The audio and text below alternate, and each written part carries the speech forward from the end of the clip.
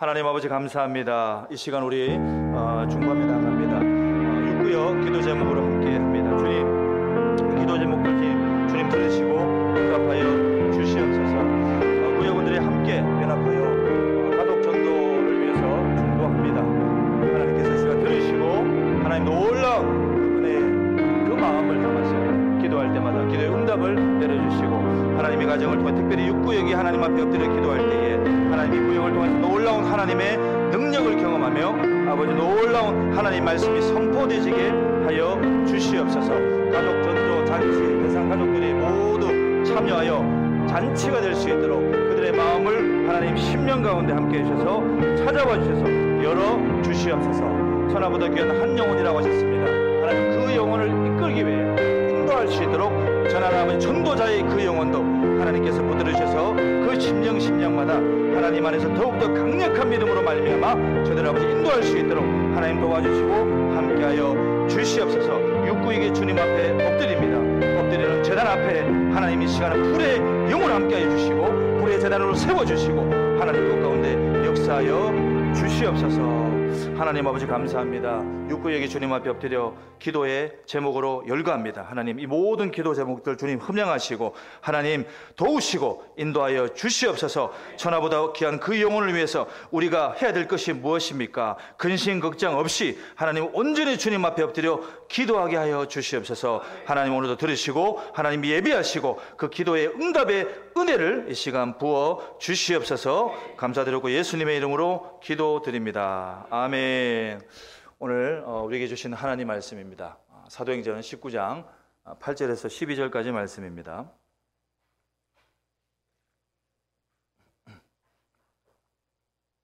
사도행전 19장 8절에서 12절까지 말씀입니다. 신약성경 221쪽쯤에 있습니다. 우리 다 찾으셨으면 한 절씩 교독하시겠습니다. 제가 먼저 읽겠습니다. 바울이 회당에 들어가 석 달 동안 담대히 하나님 나라에 관하여 강론하며 권면하되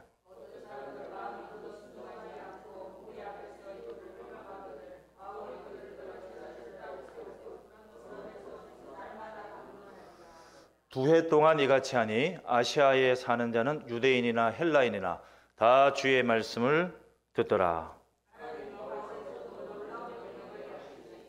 함께 읽겠습니다.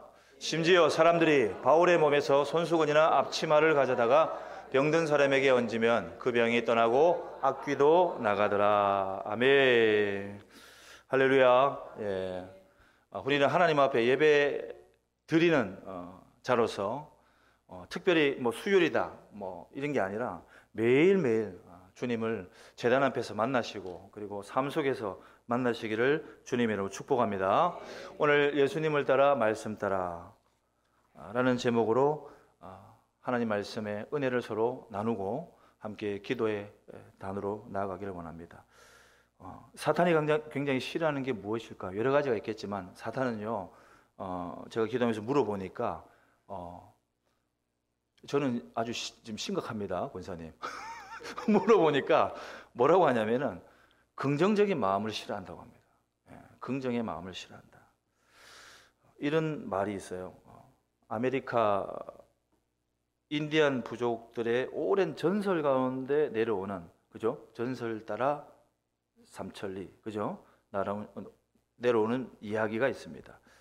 어느 손자가 할아버지 추장에게 질문을 하죠. 할아버지, 천사와 악마, 그러니까 사탄과 싸우면 누가 이기나요? 라고 물어봤을 때에 할아버지가 뭐라고 대답을 했을까요? 뭐라고 대답을 했겠습니까? 할아버지는 이렇게 얘기합니다. 그는 손자에게 네가 먹이를 많이 주는 쪽이 이긴다라고 얘기를 했답니다. 웃기는 얘기도 같지만 굉장히 심오한 얘기다. 왜냐하면 그 먹이가 무엇이냐? 사탄에게 걸맞는 먹이가 뭘까요? 시기와 질투와 우울하고 좌절하고 어둠, 의심, 불신, 비판 그냥 여러 가지가 나오겠죠. 이런 것들이 총합해서 뭡니까? 부정적인 생각들, 이것이 사탄이 굉장히 좋아하는 먹이거리다. 하지만 반면에 천사에게 알맞는 먹이가 무엇이냐? 기쁨이요, 웃음이요, 위안이요, 믿음이요, 소망이요, 용서요, 사랑에 해당되는 긍정적인 마음이다라는 것입니다. 우리 믿는 자들이 이러한 모습, 삶에 살아가는 일생 가운데 우리에게 필요한 것이 믿음의 삶도 중요하지만 믿지 않는 자들에게 어떻게 해요? 믿음을 전하는, 그러니까 복음을 전하는 것들이 예수 믿으세요보다 더 쉽게 할 수 있는 소리가 뭡니까? 남을 칭찬하고 그리고 한 번 더 웃어주고, 그죠? 미친 사람처럼 이렇게 막 웃어주면은 어떨까요? 처음에는 이상하게 생각했지만 나중에는 예수 믿으니까 참 웃음이 아름답게, 미소가 아름답게 보이구나. 그런 우리 모두의 인생이 되시길 주의 이름으로 축복합니다. 여러분 혹시 차를 좋아하십니까? 남자들은 뭐 어느 정도 차를 좋아하겠죠, 그렇죠? 차를 싫어하는 남자도 있겠지만 대부분 남성들은 차에 대한 로망이 있습니다. 저도 마찬가지입니다. 한때 30대에 차에 빠져서 완전히 크레이지, 그러니까 미쳐버린 적이 있었습니다. 돈은 없죠. 하지만 하나님이 늘 은혜를 주셔가지고 돈을 돌려 이렇게 늘 중고차를 사게끔 해주셨습니다. 그래서 차를 지금 기억은 안 나는데 한 30여 대를 10년 동안 바꾸어 탔던 기억이 납니다. 그만큼 차를 좋아했어요. 그래서 어쨌든 간에 큰 돈은 쓰지도 않고 여기서 이렇게 저렇게 바꾸어 타게 됐습니다. 제가 가장 기도함으로 타고 싶은 차가 뭔지 아십니까? 사진 좀 띄워주세요. 제가 가장 타고 싶은 차가 저 차입니다. 캠핑카입니다. 왜냐하면 지금 옛날에는 캠핑카가 없었어요. 근데 그래서 제가 봉고 2세대를 끌고 사역을 다녔는데 지금 제가 조금 나이가 더 들면은 소위 말하는 말년 사역에 이 캠핑카를 타고 하나님의 일들 복음을 전하면서 처음에 하나님을 만나고 하나님께 소원하였던 그 기도대로 제 마지막 인생은 다시 한 번 더 그렇게 하고 싶다라는 그런 생각을 해보았습니다. 차가 크면요 좋은 게 한두 가지가 아니죠. 안전하기도 하고요, 좋은 기능이 있기도 합니다. 하지만 작은 차는 어떻습니까? 편리하기도 하고 싸고 좋지만은 아주 안전에는 취약합니다. 어느 날 한 10여 년 전에 일어났던 일인데 고속도로에서 제가 차를 타고 가고 있었습니다. 가고 있는데 그때 저는 무슨 차를 타고 있었느냐, 놀라지 마십시오. 마티즈라는 차를 제가 타고 있었습니다. 이 사이즈에 잘 아시죠, 그죠? 예. 몸을 구겨놓고 타고 가고 있는데 앞에서 사고가 났습니다. 10중 추돌 사고가 생겼는데 차가 대부분 다 큰 손상이 없었는데 한 차가 유독 뒤집어져 있었습니다. 누구냐? 제 친구입니다. 마티즈라고. 예. 그래서 그 안에 있던 운전자는 좀 걱정이 되더라고요. 진짜 다른 차는 괜찮은데 그 차만 그러는 걸 제가 보았다라는 것입니다. 우리가 큰 차를 타는 건 여러 가지 기능도 좋겠지만 그래도 대부분은 큰 차를 타면은 안전하지 않을까라는 우리가 생각을 하지요. 예. 그래서 만약에 사고가 나면은 작은 차보다는 더 안전할 가능성이 높다라는 것입니다. 그래서 우리는 한 번쯤은 어떻게 해요? 좋은 차, 뭐 큰 차, 아주 멋진 차를 타고 싶어 한다라는 것입니다. 자, 이 시대를 우리가 살아가는 성도들은 인생에 있어서 좀 더 멋지고 크고 이러한 안전한 차와는 비교도 할 수 없는 우리 예수님을 따라 살고 그리고 말씀을 따라 살게 되면 그곳이 곧 천국인 줄로 믿습니다. 그 길 어떤 길입니까? 예수님을 따라 살고 말씀을 따라 살면은 그 길이 천국의 길일 뿐만 아니라 영생으로 가는 길이요, 날마다 생수가 차고 넘치는 길임을 우리가 믿음으로 나아가시기를 주의 이름으로 축복합니다. 그래서 살면서 그동안 자신이 알지 못했던, 인생을 돌보시고 늘 함께 하시는 분이 예수님인지를 잘 몰랐던 사도 바울은 이제 예수님을 따라 살 거라고 신앙 고백을 합니다. 자, 이때에 신앙 고백을 하고 예수님을 따라 살 때에 비로소 그의 삶에는 무엇이 찾아옵니까? 그전에는 돈은 많았어요. 많이 배웠습니다. 그런데 그 안에 참 평안은 없었다는 것이죠. 하지만 예수님을 따라 사니까 내 안에 참 평안이 생겼다라는 것입니다. 우리 안에 예수님을 따라가는 우리는, 저와 여러분들은 세상 사람들이 모르는, 누릴 수 없는 참 평안이 있을 줄로 믿습니다. 사도행전 9장에 보게 되면 이 사도 바울이 예수님에 대해서 그를 인격적으로 만나지 못했을 때는 어떤 분을 막 냈냐면은 예수님을 믿는 제자와 그 일행 일당들을 어떻게 다 잡아서 막 분을 냅니다. 자기 화를 주체하지도 못합니다. 그러한 상황에 있었다라는 것입니다. 사도행전 9장 1절 말씀에 보면은 그들을 향한 마음이 어떠한 마음이냐면 위협과 살기가 가득 찼다. 그러니까 생각만 하면은 그냥 내 안에 살기가 가득 찼다는 얘기죠.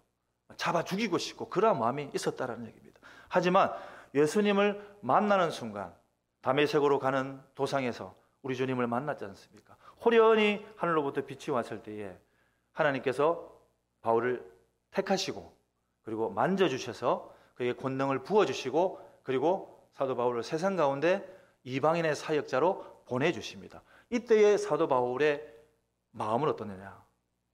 오래 기다리지 않았습니다. 바뀌니까 사도행전 9장의 20절 말씀으로 보면은 어떻게 시작을 하냐면 바로 즉시로라고 하는 단어가 나옵니다. 그러니까 생각을 하지 않고 바로 내가 쫓아갔던 죽이려고 했던 그 다메섹 도상을 넘어서 다메섹이라는 곳에서 이제 또 다른 인생을 삽니다. 어떻게 해요? 복음을 전하는 삶으로 하나님의 말씀을 전파하였다라고 성경은 기록하고 있습니다. 또한 그는 이러한 고백까지 하죠. 나는 예수님을 알기 전에 죄인 중에 괴수였다라고 자신을 이렇게 평가하게 됩니다. 하지만 오직 십자가의 은혜를 알고 나니까 이는 중요한 것은요, 머릿속으로 알은 것이 아니라 그의 영이 알게 된 것이죠.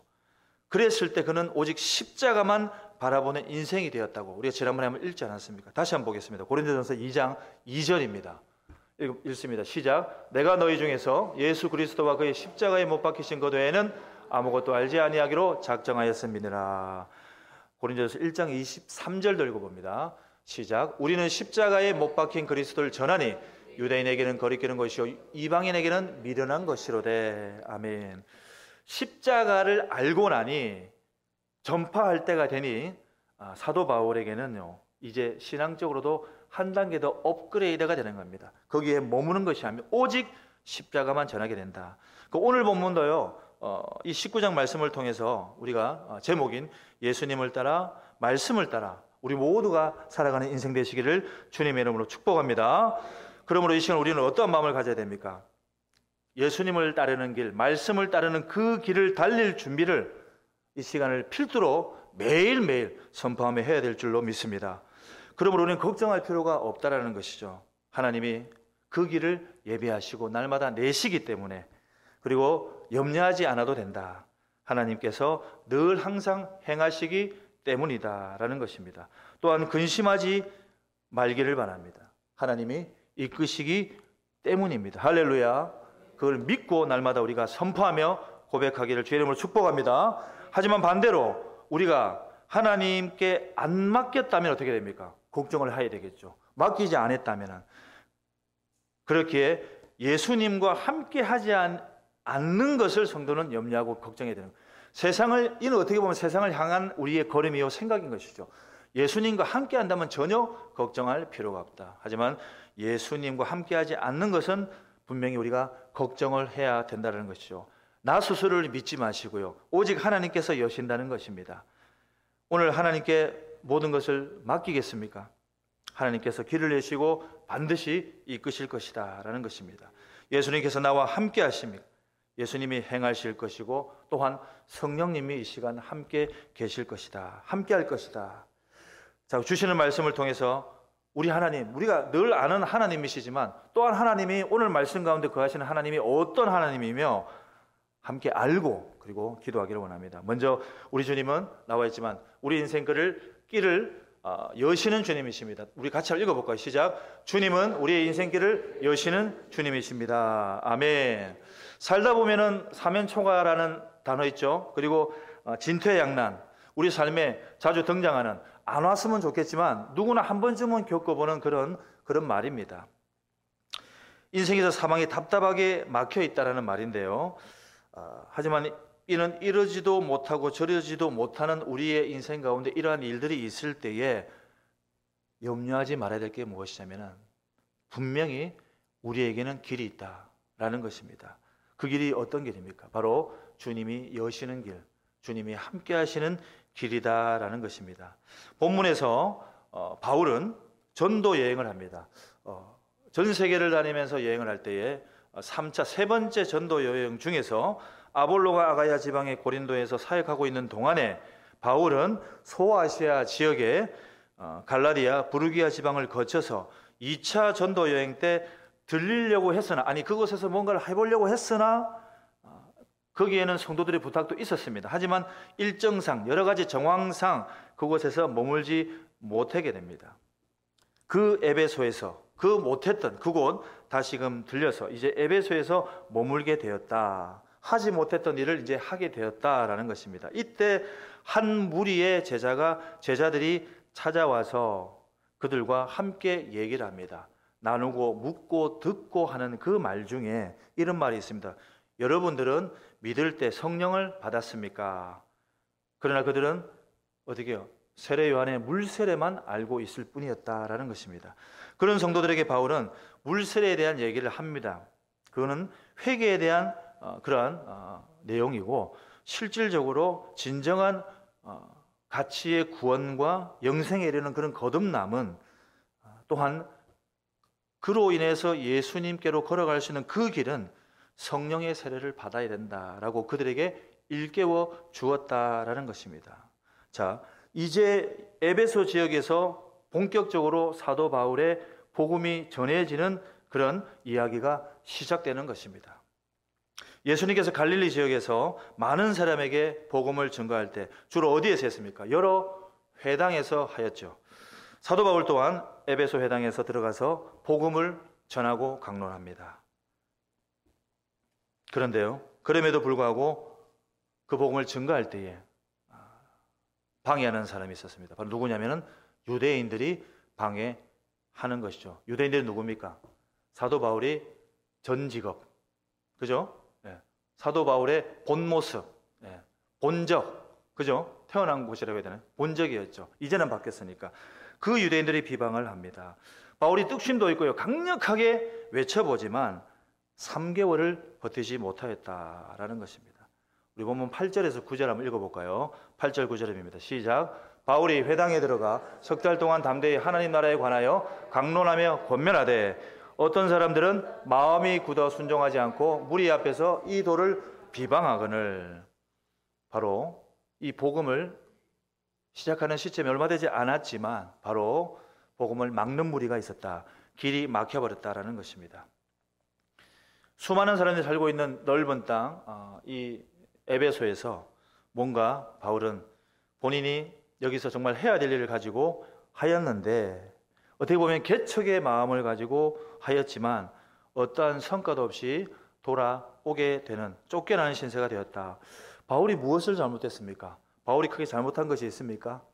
그들에게 실질적으로 유대인들에게 어떻게 해를 끼쳤습니까? 전혀 없습니다. 바울이 전한 말씀 또한 틀린 것이 없습니다. 바울은 이제 무엇을 해야 됩니까? 하지만 바울은 말씀으로 깨달아 복음을 전한다는 것입니다. 공경에 처해졌지만 바울은 여기서 낙심하지 않는다라는 것입니다. 요즘 혼탁한 사회를 우리가 돌아보면은 어떠한 세상입니까? 복음을 온전하게 증거할 때 지금의 상황이 우리를 어떻게 많은 비방의 무리들이 우리를 어떻게 비방하며 우리를 바라보고 있다는 것입니다. 공격하고 있죠. 어떻게 보면은 우리를 잡아 죽이거나 우리를 아주 그냥 강력하게 하는 것은 아니지만 말씀을 빙자하여 우리를 힘들게 한다라는 것입니다. 마음을 흔들고 말씀으로 우리를 힘들게 하고 있다라는 것입니다. 하지만 바울은 이 상황 속에서도 걱정하지 않았다. 왜? 바울은요, 특별 사도 출신입니다. 공부로만 배운 것이 아니라 어떻게 해요? 주님을 직접 만났습니다. 체험을 한 겁니다. 그러니까 세상에 그 어떤 것도 무서운 것이 없습니다. 이런 비방 정도는 아무것도 아니지라고 아마 콧방귀를 끼지 않았을까 생각해 봅니다. 바울은 그런 걱정을 전혀 하지 않았습니다. 하나님께서 그의 앞길을 여실 것을 믿었기 때문이다.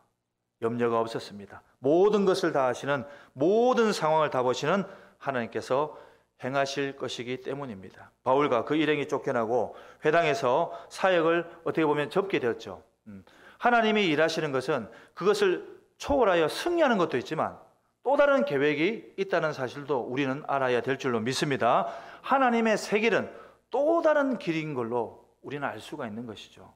그러므로 그 길이 무엇이냐? 하나님이 새로운 길을 여셨는데 우리 주님께서 여신 길이 무엇이냐? 바로 우리가 너무 잘 알고 있는 두란노 서원이다라는 것입니다. 그곳에서 2년간 주님의 복음을 열심히 강론하였다. 9절 말씀 하반절 다시 한번 읽어볼까요? 시작.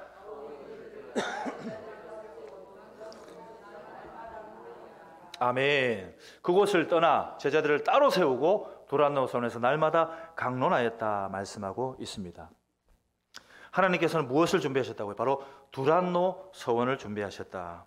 그곳에서 2년 동안 주의 복음을 전할 때에 이 지역이 어떻게 해요? 전체가 복음을 듣게 되었다는 것입니다. 10절 말씀도 읽어봅니다. 10절 시작. 2해 동안 이같이 하니 아시아에 사는 자는 유대인이나 헬라인이나 다 주의 말씀을 듣더라. 아멘.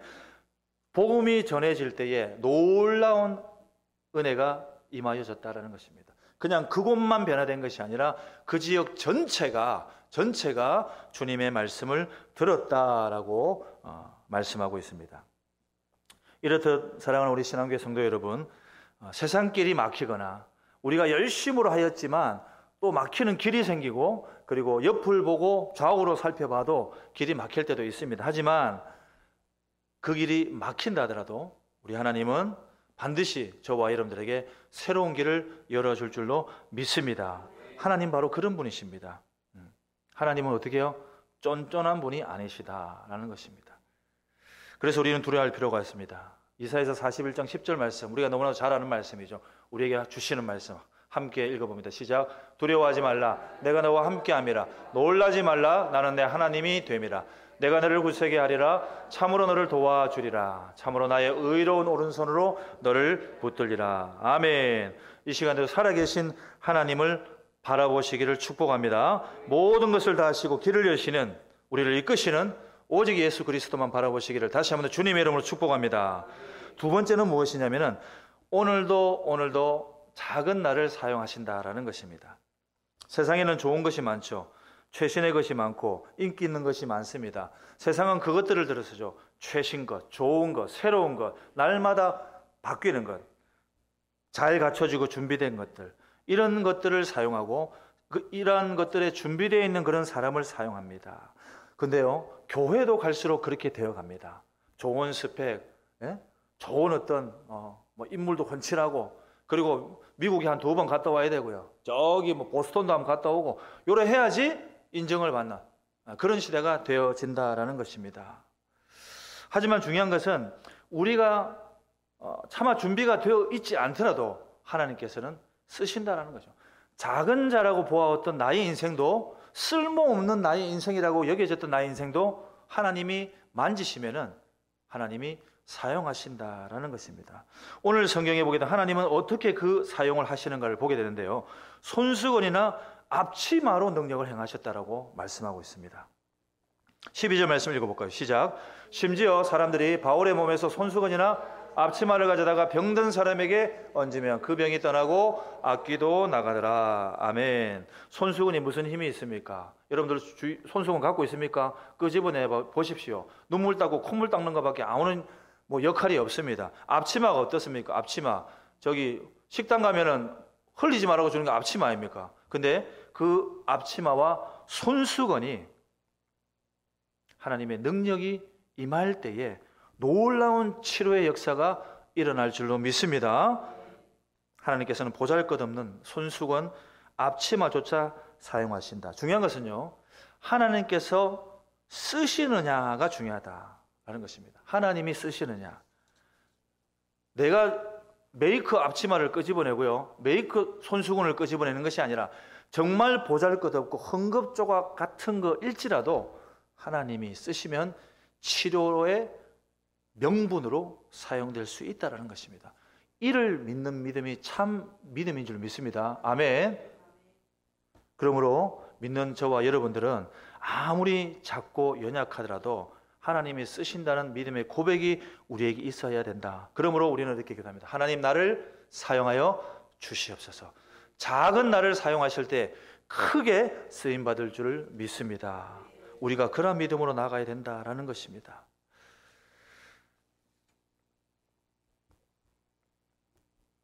오만 번의 기적의 응답을 받은 누구죠?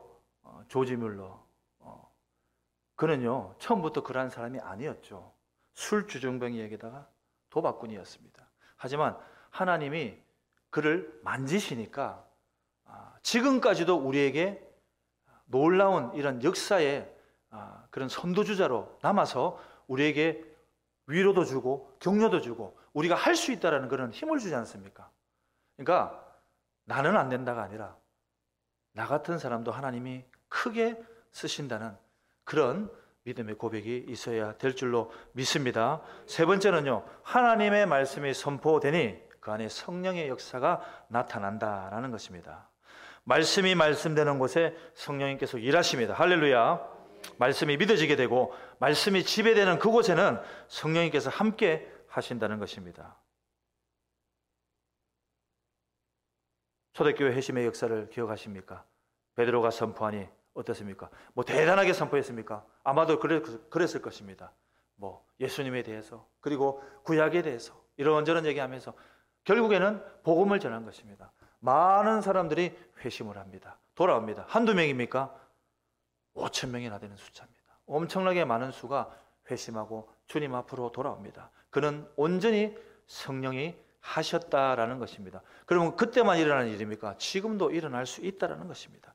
두란노 서원에서 말씀이 되어서 선포되어지니까 바울에게서 놀라운 능력이 나옵니다. 말씀이 되니까 바울의 능력이 나오는 것입니다. 11절 말씀을 읽어보겠습니다. 시작. 하나님이 바울의 손으로 놀라운 능력을 행하게 하시니 또한 두란노 서원에서 말씀이 되어 선포되어지니 어떠한 일이 일어나느냐?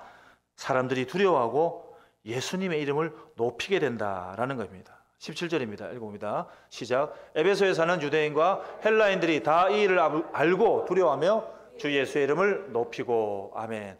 그들이 두려워하게 되고 그리고 예수의 이름을 높이게 되었다라는 것입니다. 또한 두란노 서원에서 말씀이 강론되고 선포가 되어질 때에 거룩한 회심의 역사가 초대교회처럼 일어났다라는 것입니다. 18절과 19절 읽어봅니다. 시작. 믿는 사람들이 많이 와서 자복하여 행한 일을 알리며 또 마술을 행하던 많은 사람이 그 책을 모아가지고 와서 모든 사람 앞에서 불사르니 그 책값을 계산한 즉 은 5만이나 되더라. 아멘. 오늘 이 시간 말씀이 말씀되기를 원합니다. 말씀이 말씀되셔서 성령의 능력이 이 시간 우리에게 임하시기를 주님의 이름으로 축복합니다. 주님의 이름이 높여지기를 원합니다. 하나님께 오직 영광이 될 수 있는 삶을 살기를 원합니다. 어떤 사람은 모르는 사람은 그럴 수 있습니다. 그죠? 어떤 경우입니까? 예수를 왜 믿습니까? 왜 교회를 다닙니까? 교회 가면 무조건 축복받는다고 얘기를 해서요. 교회 가면 축복을 받는다. 물론 축복도 받죠. 하나님 긍휼로 주십니다. 하지만 근본은 우리가 살아가야 될 영광의 길, 그리고 축복의 길, 그리고 생명의 길, 영생의 길은 오직 하나님께 영광을 돌리는 예배자의 모습이 되어야 될 줄로 믿습니다. 그러므로 말씀이 되었을 때에 거룩한 회심이 곳곳에서 일어난다라는 것입니다. 마지막으로 말씀을 따를 때 무엇이 있느냐? 부흥을 기대하게 됩니다. 부흥을 기대하게 됩니다. 두란노 사원에서 말씀의 역사가 일어납니다. 이가 그냥 거기서 끝난 것이 아니라 부흥을 가져왔다. 그러므로 예수님을 따라가고 말씀을 따라가게 되면은 성령님이 함께 하심으로 말미암아 우리 가운데 말씀 충만으로 인해서 우리에게 영적 대각성 운동이, 부흥 운동이 일어난다라는 것입니다. 부흥은 뭡니까? 덮어놓고 숫자가 늘어나는 것입니까? 그것이 아닌 것입니다. 부흥의 뜻은 무엇입니까? 말씀으로 힘을 얻는 것, 그리고 말씀으로 흥왕하는 것, 말씀으로 세력이 더해지는 것. 에베소 지역에는 말씀의 부흥이 일어났습니다.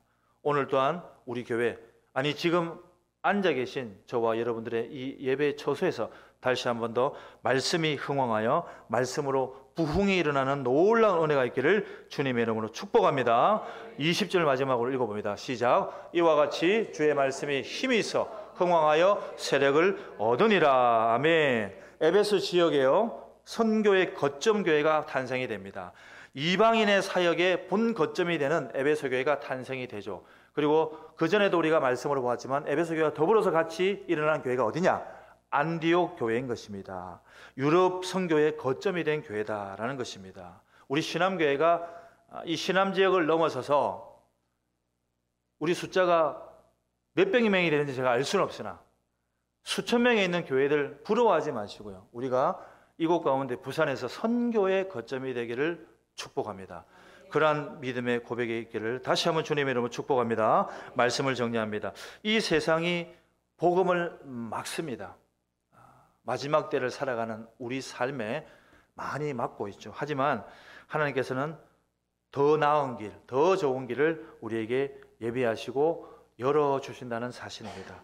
기억하시고 하나님께서는 또한 정말 우리와 같이, 저와 여러분 같이 별거 아닌 인생을 돌보시고 정말 크게 사용을 하실 거라는 겁니다. 나를요, 저를요, 여러분들을요 너무 낮추지 마십시오. 보잘것없다는 것을 우리의 자존감까지 무너뜨리지 마시고요. 우리를 하나님께서 사용하시면은 마치 아우토반을 달리듯이 귀하게 하나님께서 쓰실 수가 있다라는 것입니다. 또한 복음의 말씀이 온전하여져 선포되어질 때 성령의 역사 또한 일어나게 된다는 것입니다. 우리가 이 시간 결단하고 하나님 앞에 기도하기를 바랍니다. 그런 마음으로 하나님 앞에 선포하시면서 우리를 사용하여 주시옵소서, 우리의 길을 열어 주시옵소서. 하나님이 하시면 반드시 됩니다. 그러한 믿음의 고백이 있기를 주님의 이름으로 축복합니다.